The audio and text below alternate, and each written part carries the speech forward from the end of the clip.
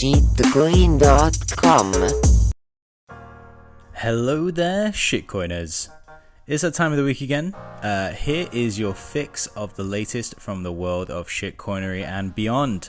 So first up, let's talk a bit about the big daddy. Let's talk about Bitcoin. So El Salvador's president, who successfully made Bitcoin legal tender in the country, is concerned about what's happening over the pond in England. Lagarde, on the other hand, well, she's concerned about Bitcoin as always. So for hundreds of years, governments and central banks have issued currency, and the currency is used for things to buy things, sell things, and so forth, and to price assets. Now, some people have come along and invented various things called cryptocurrencies. Central banks are trying to adjust to what that means for them. So do you think that cryptocurrencies are a plus for the global economy, or is it too early to tell? Cryptos are not currencies, full stop. Cryptos are highly speculative assets that claim their fame as currency, possibly, but they're not. They are not. I think we have to distinguish between cryptos that are those highly speculative, suspicious occasionally, and high intensity in terms of energy consumption assets, but they're not a currency.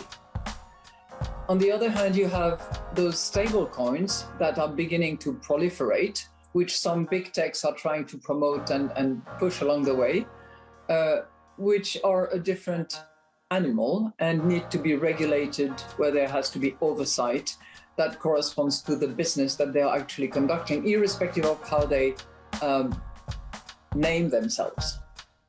And in all that, you have the central banks who are prompted by demand of customers to produce something that will make the central bank and central bank currencies fit for the century we're in, which is why we're now all looking at CBDC, central bank digital currencies, so that instead of having banknotes and cash in our pockets or in our wallet, we can have exactly the same thing, but in a digital form. So all of us are working on this, and certainly I was keen to push the CBDC issue on our agenda, because I believe that we have to stand ready for that. As is Grandma Hillary. Sensible solutions that would be the equivalent of regulation in the information age.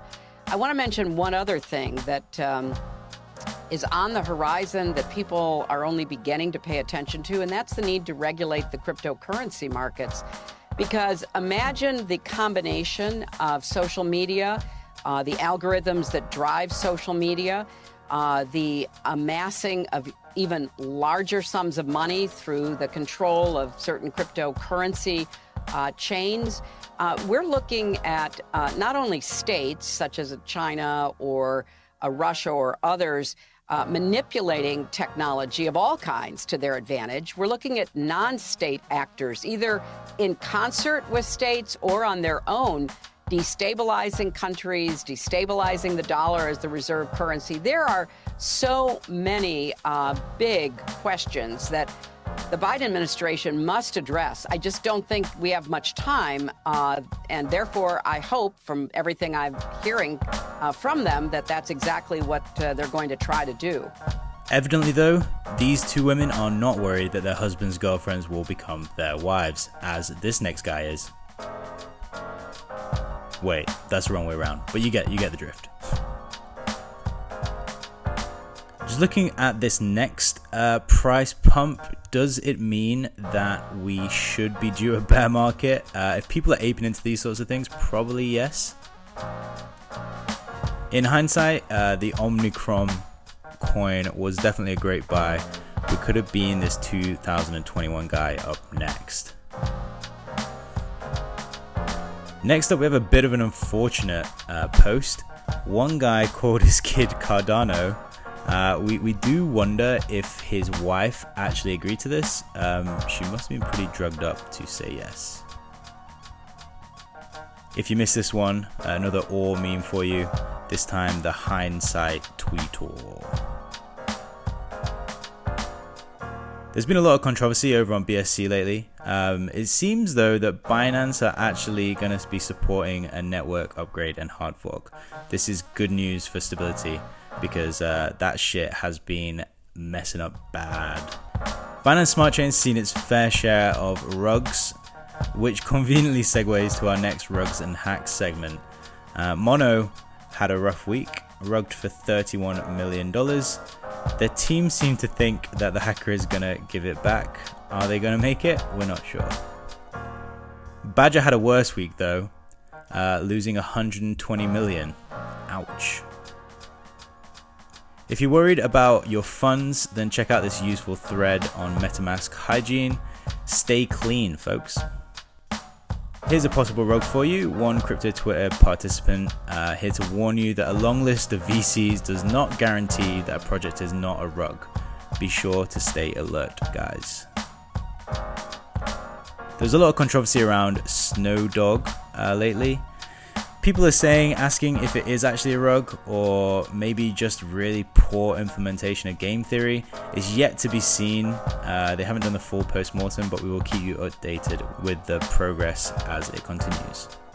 To a feel-good story now, DYDX managed to avoid a hack thanks to one white hat. But what the hell is this shit? Do people actually buy this? Looks like you are about to get rugged if you bought one of these. Enough trash NFTs, here's something you should be paying attention to. A one of one. Are Macy's launching their own NFTs? Or just expert meme? Next up, more entertainment for you. Hot women rating NFT men. We particularly enjoy how Blob is listening in. Who the hell is Blob? These girls though, probably not cool enough for an Ego Army hat. Matty Graham, he's got his Feng Shui consultant on the case too. Gonna make it. We hate to say it, but Elon Musk, not gonna make it, or already made it anyway. We round this one off with a little show. Follow us on Twitter for memes and more. Speak soon, guys. It's been a pleasure.